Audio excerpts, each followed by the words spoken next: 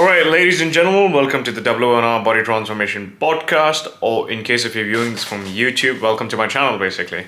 So in today's video, I'm going to be covering like what I have exactly done around training, nutrition, supplementation, and lifestyle tweaks to go from 70 kilos at like a pretty pathetic body composition, like from 28 to 30% body fat, all the way down to something like anywhere between 8 to 10% body fat. I'm not even concerned with the number right now because I'm still running through a caloric deficit because I want to get as freaky lean as possible and give myself a really good starting point from where I can have like a successful, productive off season where I actually put on some muscle tissue without becoming a fat fuck, because I've done that a couple of times in the past under the pretext of bulking.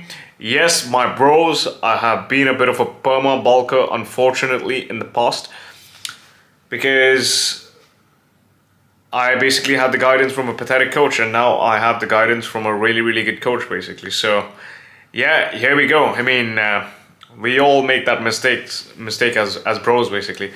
Unfortunately, women don't really make those mistakes when it comes to building muscle because they don't want to get fat. But getting them to drop body fat is a bit of a challenge, but once when they do drop the body fat, I mean, it gets so much more easier for me to coach them on how to build muscle. But a lot of bros, like, they tend to lose their shit basically once when they end up dropping the body fat. So yeah, first of all, sorry, the room is a bit messy. I'm recording this video from my room, but you know what? The content is still gold. So, and I'm slowly and steadily working on the presentation, the editing, etc. But my take is before you get good at something, you need to be shit at it. So I'm perhaps in the phase where I'm not that great at it, but I'm just putting myself out there. But before we just get started, I just want to put a disclaimer. Everything that I've mentioned in this video is solely for educational entertainment purposes only. It's the things that I do on myself. By no means I'm promoting the use of over-the-counter supplements or drugs or anything else, So in case if you want to do anything that I've mentioned in this video, like, please take the guidance from your doctor or physician before you start off. Cool. Now that I've gotten it out of the way, let's probably get started.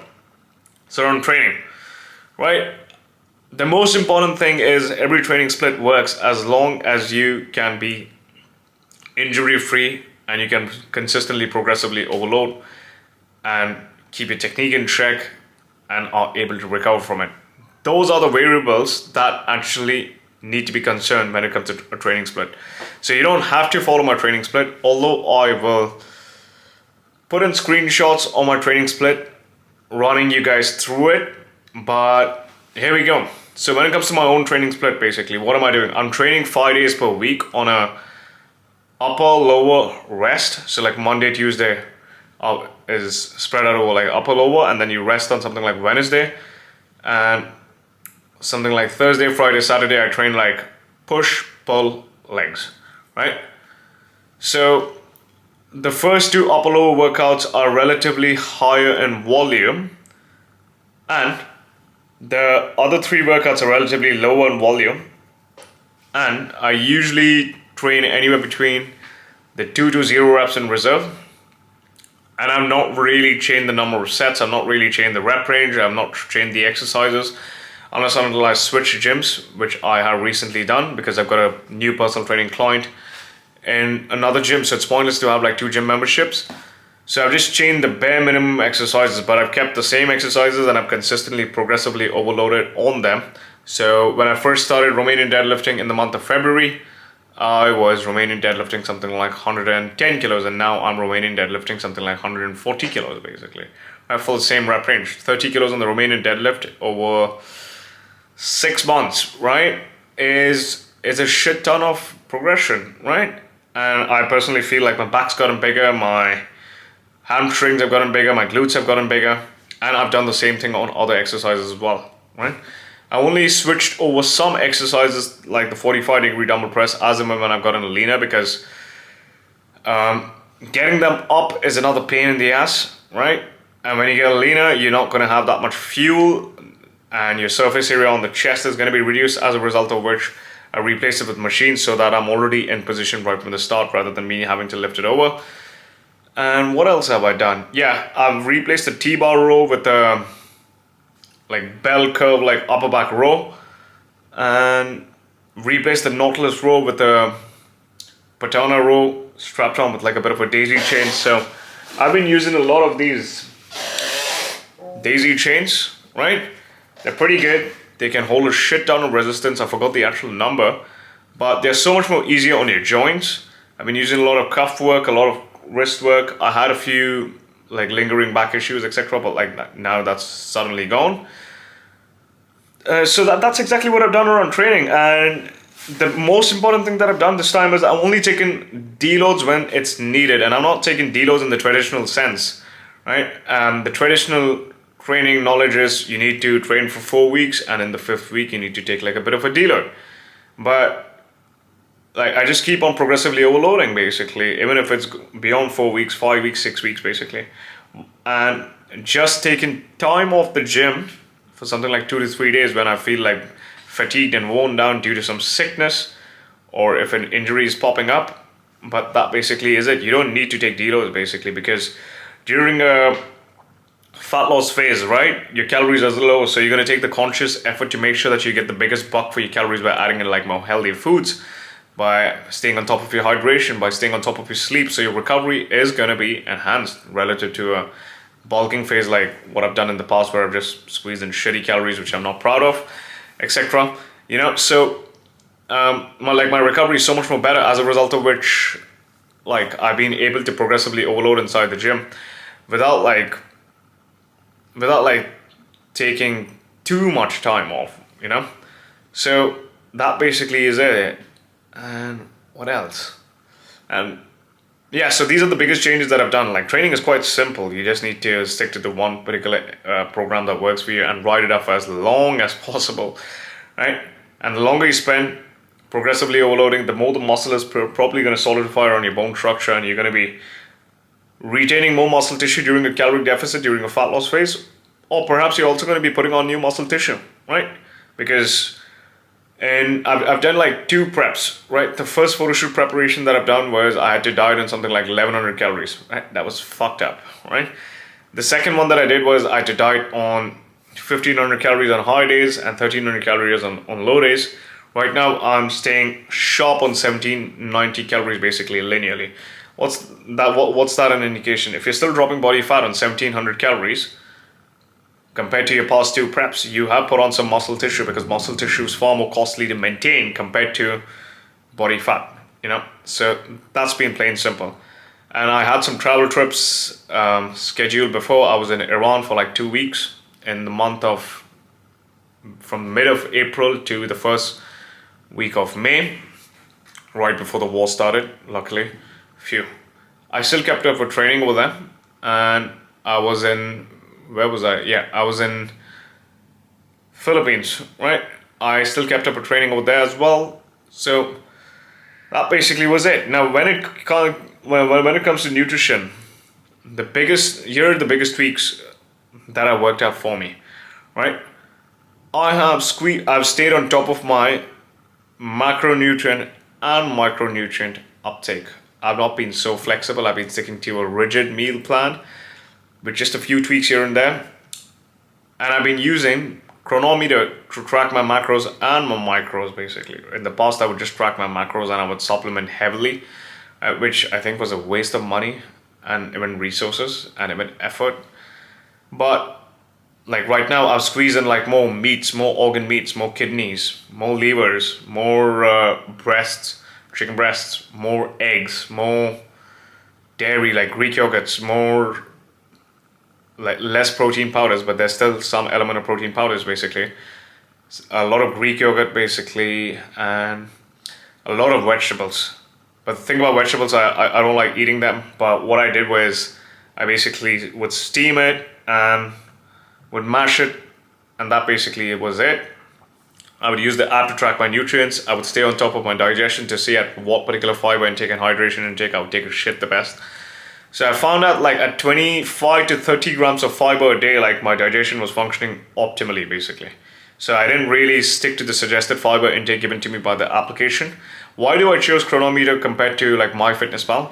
Because Chronometer is basically, yeah, it's got a relatively smaller database of food items compared to MyFitnessPal, but it's so user friendly and it lets you track your micronutrient intake. That basically is the main purpose. Like, so right now I transition from being more of a lifestyle hobby bodybuilder to taking it super seriously, but not obviously competing, because that's going to take away the focus from my business. I won't be able to produce content like this because all of my focus is probably going to go in competing.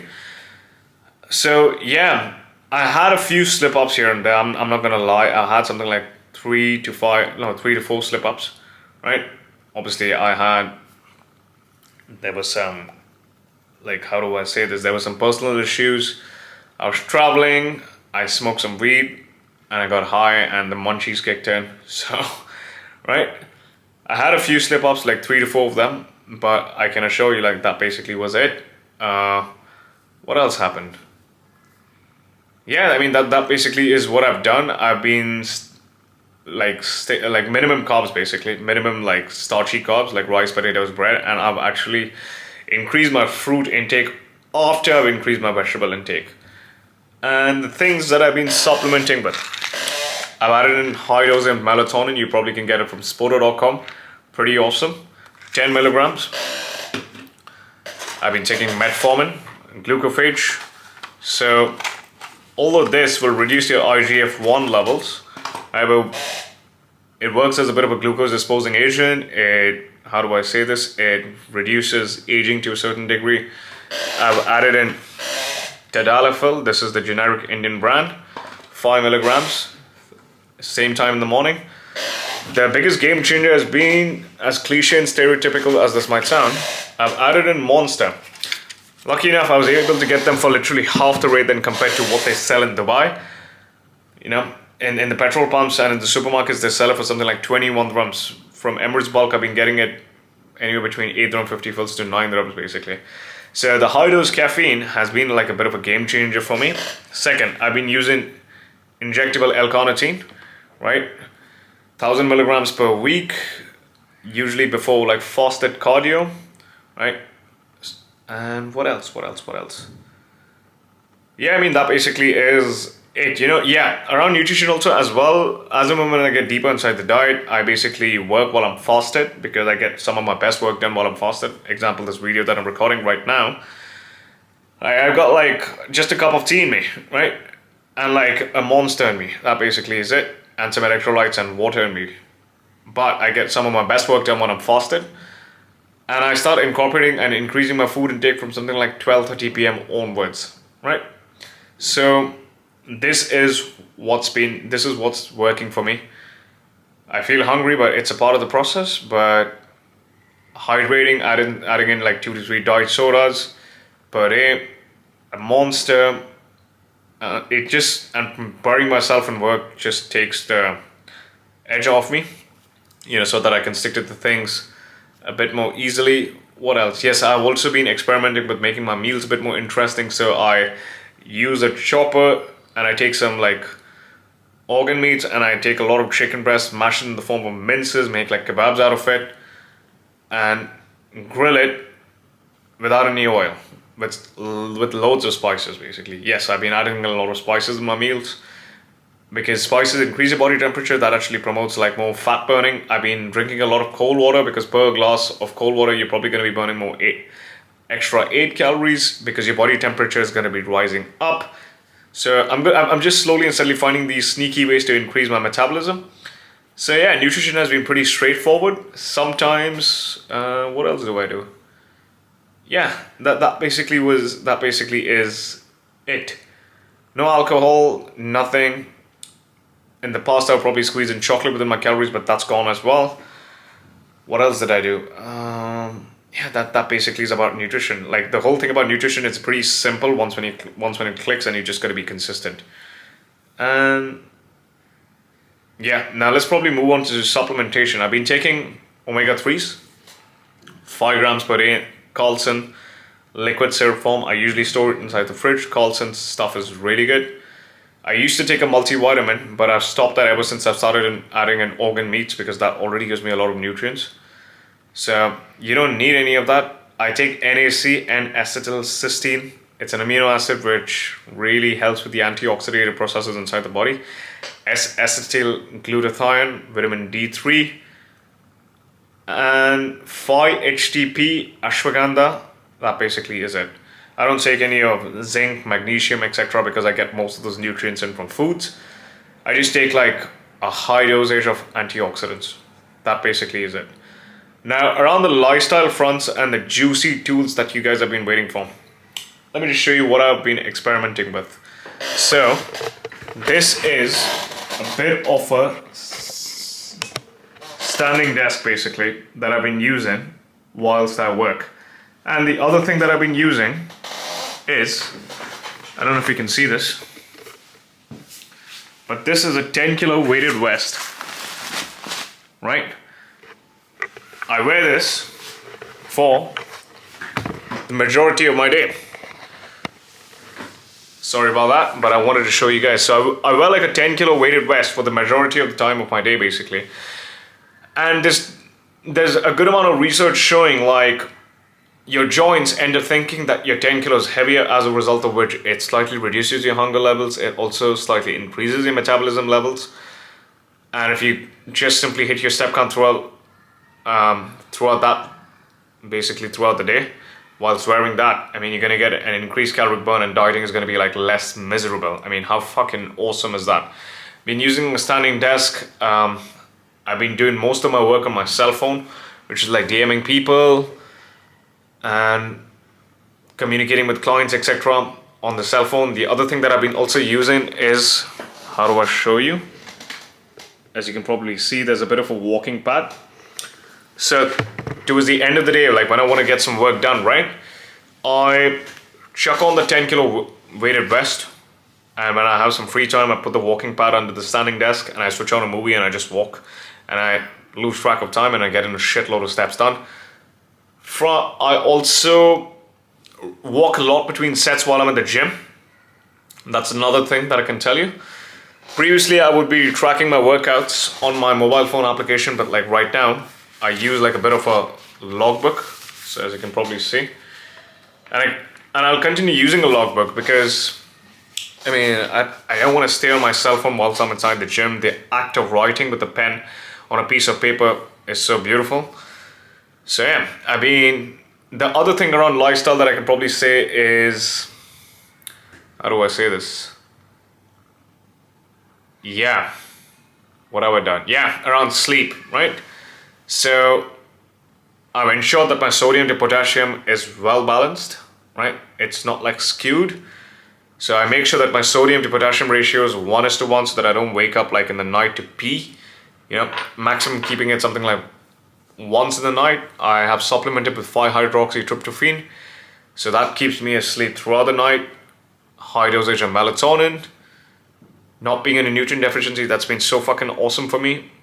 And yeah, I've kept my bedtime at 12:30 a.m. and I shut off work by something like 9:30 a.m. basically, right? Why? Because 11:30 p.m. doesn't really suit someone like me, right? I've tried. But if I sleep at 12:30 a.m., I wake up sharp at something like 9:30 to 10 a.m. Wake up in the morning, wake up without an alarm clock, get like a lot of work done. I find myself being far more productive.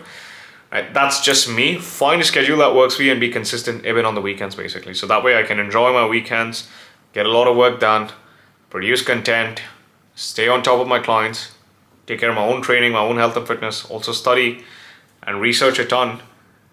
And that's basically been the biggest thing. And the last thing is I've gotten a coach, a really good coach since the month of January, and he's helped me stay in check with the accountability. But I don't really need a coach to spoon feed me or babysit me. I just need a coach for me to keep me accountable around the diet, training, etc. because I don't want to think about it because I'm too busy thinking about other people's training plans, nutrition plans, keeping them accountable, their supplementation plans, checking in with them. So when it comes to my stuff, I tend to neglect myself, as a result of which I've delegated it to somebody else. And yeah, I mean, around the accountability bit, if you guys want to know more about it, right?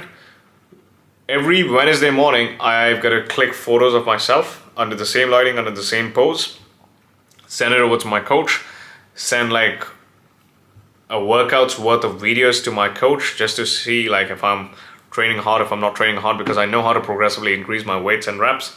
And also like measure my circumferences, track my calories, send it to him in the form of a spreadsheet which he has provided me. Give him the data that he needs to see if any changes need to be made. Most likely no changes are supposed to be made, because if you're progressing on the same protocol, you know, write it up for as long as possible basically. So yeah, that basically has been the case. And around nutrition as well, sorry, I know it's all over the place, but I've been rotating the fruits and vegetables, right? Beetroot remains a staple in my vegetable diet, but instead of cauliflower, sometimes I've been replacing with broccolis. Instead of broccoli, I've been replacing with gourd. Instead of gourd, I've been replacing sometimes that with what else? Yeah, then spinach has always been a staple in my diet, and carrots, tomatoes, onions, always been a staple in my diet. I've cut out carbs like rice. If I've got space in my calories, I incorporate like more potatoes, white potatoes with skin. Around the fruits, I realized that mandarin doesn't really suit me. It gives me like brain fog, headaches. So I've been adding in more bananas, more like mangoes, more berries. They really, really suit me. Been experimenting with a lot of spices like ginger, green peppers, chilies, garlic. I mean, that basically is my entire protocol, and just be consistent. Now, when you're feeling fatigued, once when the process wears down on you, basically, what do? I simply take some time off the gym, right? And if I can stay in a deficit, I stay in a deficit. If not, I maximum increase my calories up by something like 300. So from 1700, I go up to 2100 or 2200. Although that's still not my maintenance, I'm still in a slight little deficit. But that extra food still gives me like a bit of a psychological break. And that basically is what I've done in order to get from point A to point B. It's nothing sexy, right? The process is pretty stressful, but at the end of the day, you're choosing to control your calories. You're choosing to show up in the gym. So it's a luxury in itself. That's the mindset that I use. Let's probably go down the mindset sort of tools basically.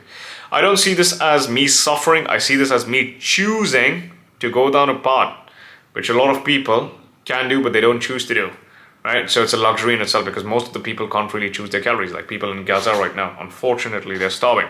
Whereas I choose to control my calories. How fucking awesome is that? Right?